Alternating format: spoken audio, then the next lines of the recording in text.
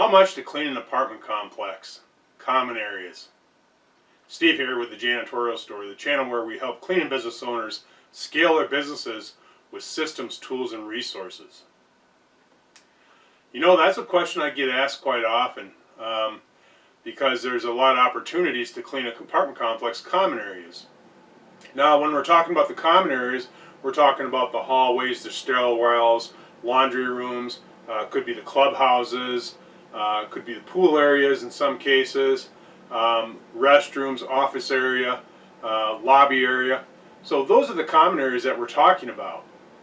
And you know, when you're thinking about this, you have to make sure that you ask a lot of good questions when you're talking to the apartment manager. Make sure you know exactly what it is that they want done in each of those areas.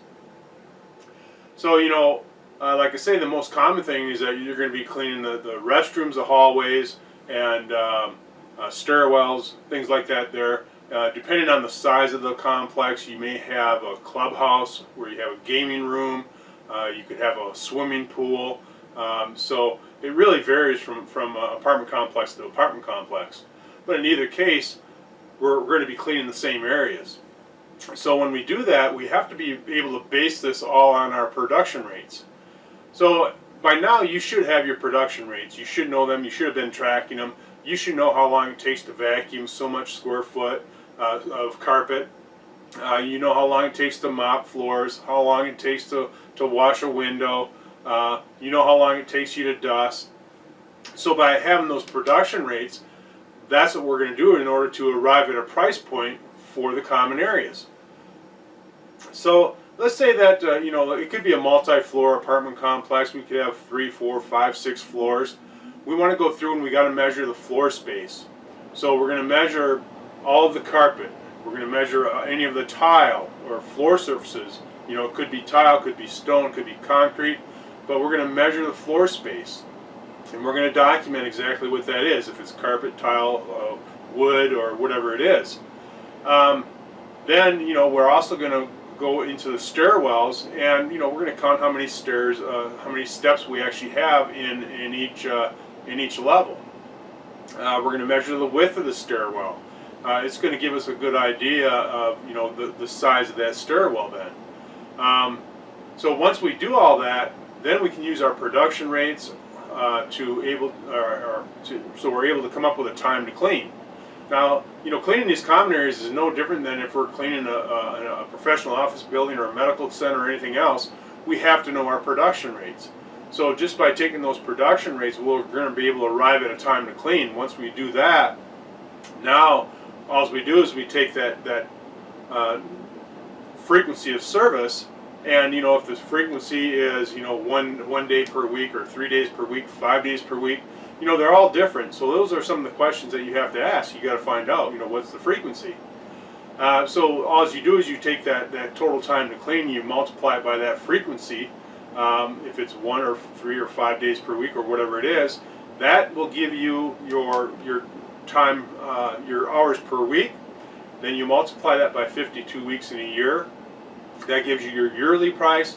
Divide that by 12 months. That's going to give you your monthly price, or your monthly hours per cleaning.